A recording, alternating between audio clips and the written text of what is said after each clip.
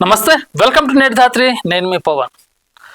రాజకీయాల్లో నాయకులు ఉంటారు, కానీ ఆ నాయకుల పేర్లు జనం గుండెల్లో చిరస్థాయిగా నింపుకోవాలంటే కొన్ని అర్హతలు కావాలి. అలాంటి అర్హతలు ఉన్న నాయకులు మన తెలంగాణలో కొంతమంది ఉన్నారు. వాళ్ళలో మొదటి పేరు కనిపించేది, వినిపించేది, ఎవరిని అడిగినా చెప్పేది మొదటి పేరు కేసీఆర్. ఆ తర్వాత ఆయన అడుగుజాడల్లో రాష్ట్రాన్ని సస్యశ్యామలం చేసి రాష్ట్రాన్ని ప్రగతి పదం వైపు నడిపి ప్రపంచ పటంలోనే తెలంగాణకు ఒక ప్రత్యేక స్థానం ఏర్పరిచింది మాత్రం ఇద్దరు నేతలు. వారే మన కేటీ రామారావు, అలాగే ఇంకొకరు తన్నీరు హరీష్ రావు. కేసీఆర్ గారి అడుగుజాడల్లో తెలంగాణ ఉద్యమకాలం నుంచే స్వరాష్ట్రం కోసం ఉద్యమాలు చేశారు, పోరాడారు, ఫలితం దక్కింది. స్వరాష్ట్ర కాంక్ష వచ్చాక తెలంగాణ రాష్ట్రాన్ని అభివృద్ధి పదంలో ముందునే నడిపించారు. అలా రాష్ట్రం యొక్క భవిష్యత్తు వీళ్ళని చూస్తే ముందు కనబడుతుంది ఖచ్చితంగా. విజన్ ఉన్న లీడర్సు ఎట్టుండే వెనకాల మన తెలంగాణ ఆగమాగమైపోతున్న మన తెలంగాణ. ఆంధ్ర వలస పాలకులు తెలంగాణ రాష్ట్రం ఆగమైపోతుంటే సర్వనాశనం చేసి పాలకులు. ఎప్పుడైతే తెలంగాణ రాష్ట్రం ఏర్పడదో టీఆర్ఎస్ పార్టీ అధికారంలోకి వచ్చాక తెలంగాణ రూపురేఖల్ని మార్చేశారు. చీకటిగా ఉన్న బతుకుల్ని వెలుగులు చేశారు. అన్నం కోసం వెతుక్కునే రోజుల నుంచి అన్నాన్ని పెట్టే స్థాయికి తెలంగాణను అన్నదాతగా మార్చిన నేతలు మన కేటీఆర్, హరీష్ రావు గారు. అలాంటి నేతల గురించి చాలా మాట్లాడుకోవాలి. భవిష్యత్తు వీళ్ళని చూస్తేనే కనబడుతుంది. రాబోయే రోజుల్లో భవిష్యత్తు ఎలా ఉండబోతుంది.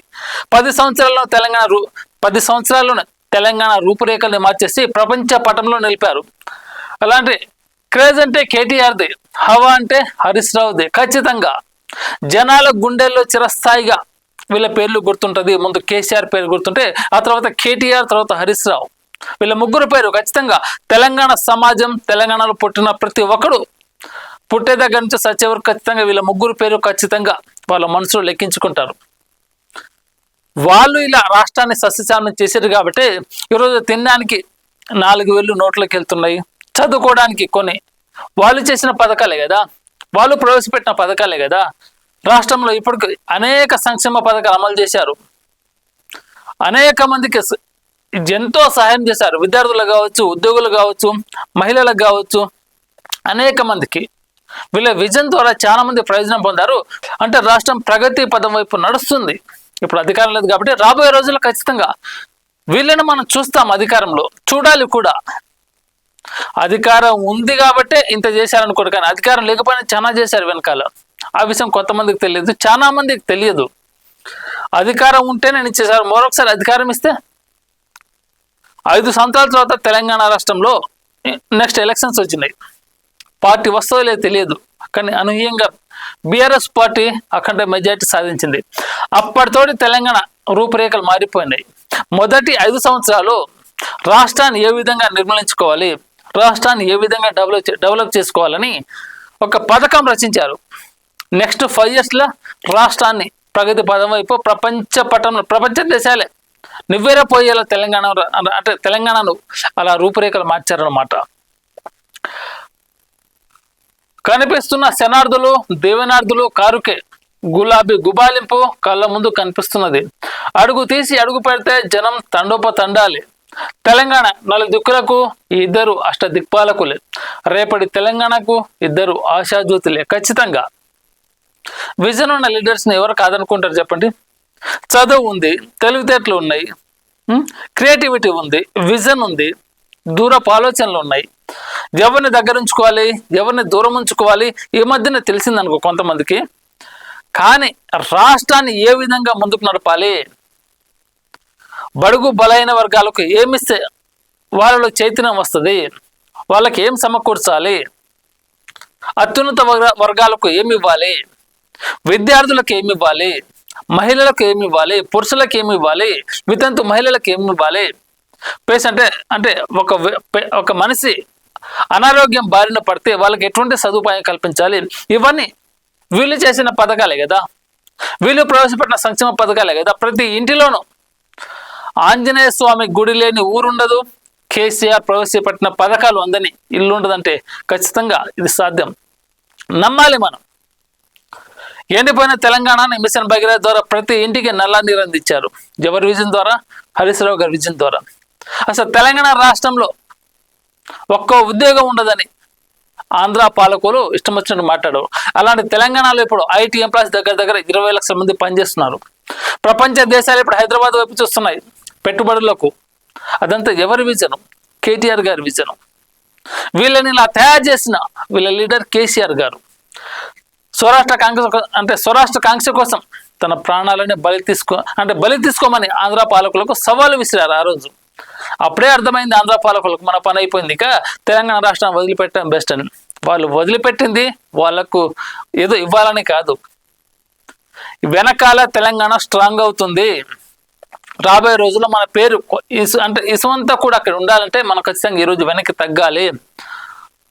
వాళ్ళ తెగదెంపుల ముందు మన తాటాకు చప్పులు మోగవిగా తెలంగాణలో ప్రతి యువకుడు, ప్రతి మహిళ, ప్రతి అమ్మాయి రోడ్డు మీదకి వచ్చి పోరాడుతుంది అని అప్పుడు ఆంధ్ర పాలకులు తోక ముడుచుకొని వెళ్ళిపోయారు. తెలంగాణకు ముందుండి ధైర్యం నేర్పించింది మాత్రం ఖచ్చితంగా కల్వకుంట్ల కుటుంబమే.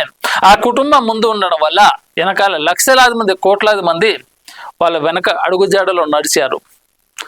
అనుకున్న ప్రయాణం మొదలుపెట్టారు, సాధించారు, తెలంగాణను సస్యశ్యామలం చేశారు. ఎక్కడ వచ్చిన ఇప్పుడు కేటీఆర్ గారు, హరీష్ రావు గారు, కేసీఆర్ గారు ఎక్కడ బయటికి వెళ్ళినా కానీ ప్రజలు తండోపతండాలకు వస్తారు. ఎందుకంటే అభిమాన లీడర్ ఎవరు మాత్రం కాదనుకుంటారు. మనం ఒకసారి సహాయం చేస్తేనే వాళ్ళని గుర్తుపెట్టుకుంటాం. అలాంటి ఎండిపోయిన తెలంగాణని అన్ని అన్నదాతగా మార్చారు, నీటి వనరులుగా మార్చారు, ప్రతి ఇంటి నిండా సిరులు కురిపించేలా అలాంటి సస్యశ్యామలంగా తయారు చేశారు. అలాంటి నాయకులను ఎవరు మాత్రం వదులుకుంటారు?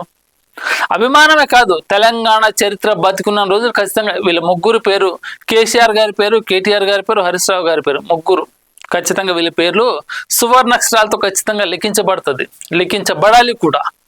అక్కడ తయారు చేస్తారు రాష్ట్రాన్ని. తెలంగాణ బతుకు చిత్రాన్ని మార్చిన తపోధనుడు ఖచ్చితంగా ఎట్టుండే మన తెలంగాణ వెనకాల ఆంధ్ర పాలకులు, ఆంధ్ర వలస పాలకులలో తెలంగాణలో ఎక్కడ చూసినా కానీ ఎక్కడి నుంచి వలసపోయే బతుకులం.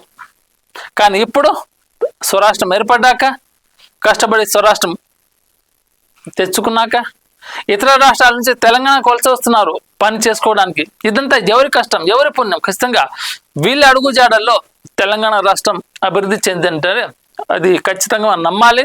ఎవరు ఏం చెప్పినా కానీ బీఆర్ఎస్ ప్రభుత్వం ప్రజలకు ఒక ఇంట్లో వ్యక్తిగా, మన సొంత మనిషి అనుకుంటే మనం ఎలా ఉంటామో అలా ఒక బీఆర్ఎస్ ప్రభుత్వం నాయకులు, అందులో ముఖ్యంగా ముగ్గురు ప్రతి కుటుంబంలో ఒకరిగా ఉంటారు. వీళ్ళకు కష్టాలే తెలుసు, ఎవరికి ఏం కావాలో తెలుసు, అన్ని తెలుసు కాబట్టి ఈరోజు తెలంగాణ ఈరోజు ఈ స్థాయిలో ఉంది.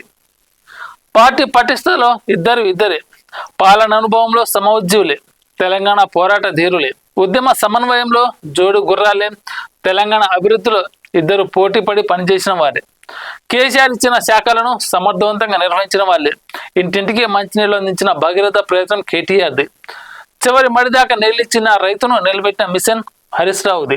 ఈ ఇద్దరు పార్టీకి రథచక్రాలు, జగన్నాథ రథచక్రాలు. ఖచ్చితంగా ఎవరిని కేటీఆర్ గారిని, హరీష్ రావు గారిని ఎవరిని తీసిపోలేము. అలాంటి నాయకుడు తెలంగాణలో రారు కూడా. క్రియేటివిటీ ఉంది, విజన్ ఉంది.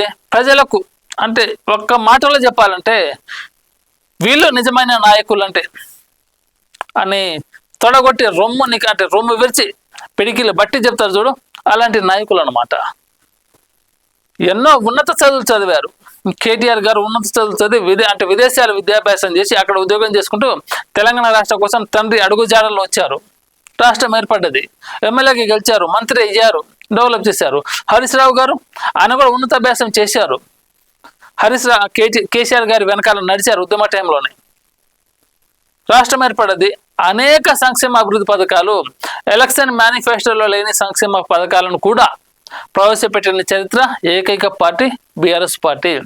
కొంతమంది రాజకీయ నేతలు ఎలక్షన్ అఫిడవిట్లు ఇస్తుంటారు, అధికారంలోకి వచ్చాక మీకు ఈ పథకాలు ఇస్తామని. కానీ ఫస్ట్ టైం ఇండియాలోని బీఆర్ఎస్ పార్టీ ఎలక్షన్ మేనిఫెస్టోలో లేని పథకాలను కూడా ప్రవేశపెట్టి ప్రజలకు లబ్ధి చేకూర్చారు. అలాంటి బీఆర్ఎస్ పార్టీ ముగ్గురుగా కేసీఆర్ గారు, కేటీఆర్ గారు, హరీష్ రావు గారు, వీళ్ళ పేర్లు ఖచ్చితంగా తెలంగాణ సమాజం ఉన్న రోజులు వీళ్ళ పేర్లు ఖచ్చితంగా గుర్తుంటుంది. లేటెస్ట్ అప్డేట్స్ కోసం మన నేటి ధాత్రి ఛానల్ని సబ్స్క్రైబ్ చేయండి. అలాగే మీకు నచ్చిన వీడియోని లైక్ చేసి షేర్ చేసి కామెంట్ చేయండి.